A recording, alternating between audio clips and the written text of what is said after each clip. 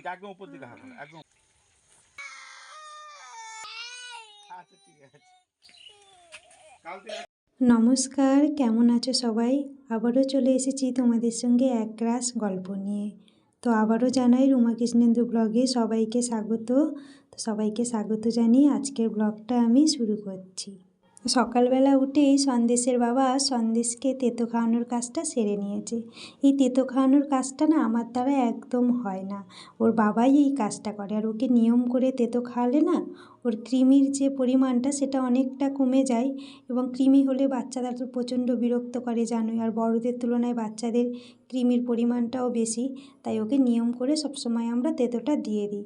জানি তেতোটা খাওয়ানোর সময় একটু ঝামেলা হয়, কিন্তু তেতোটা খাওয়ালে ও কিন্তু বেশ ভালো থাকে। তো তারপরেই আমি চলে এলাম রান্নার কাজে। বাগানের যত সবজি ছিল মোটামুটি আজকেরই নিয়ে নিয়েছি, তো সেগুলো দিয়েই একটা তরকারি করব। আর আছে ভেটকি মাছ। তো তারপরেই ছিল জামা প্যান্ট কাচা। তো জামা প্যান্ট কাচাগুলো মেলা ছিল না, তাই ভাবলাম জামা প্যান্টগুলো মেলে দিয়ে এসে তারপরে রান্নাটা বসাই।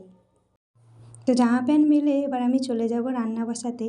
রান্নাতে আজ আছে পাঁচমিশালি সবজি দিয়ে ভেটকি মাছের তেল দিয়ে রান্না করব।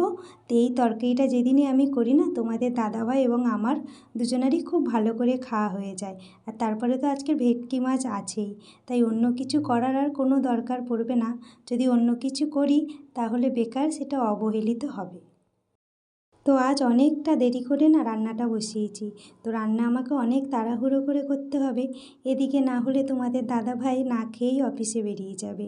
তো প্রথমে ভেবেছিলাম ভেটকি মাছটাকে পাতুরি বানাবো, কিন্তু ভেটকি মাছটা পাতুরির মতন করে কাটাও নয়, আর তোমাদের দাদাভাই খুব একটা খেতে ভালোবাসে না। তাই ভাবলাম ভেটকি মাছটা ঝাল করি এবং তাতে একটু সর্ষে বাটা দিয়ে দিই। তো এটা দিয়েই বেশ ভালো করে খাওয়া হয়ে যাবে। তো আবার দেখা হবে নতুন একটা ব্লগে। ততক্ষণ সবাই খুব ভালো থেকো, সবাইকে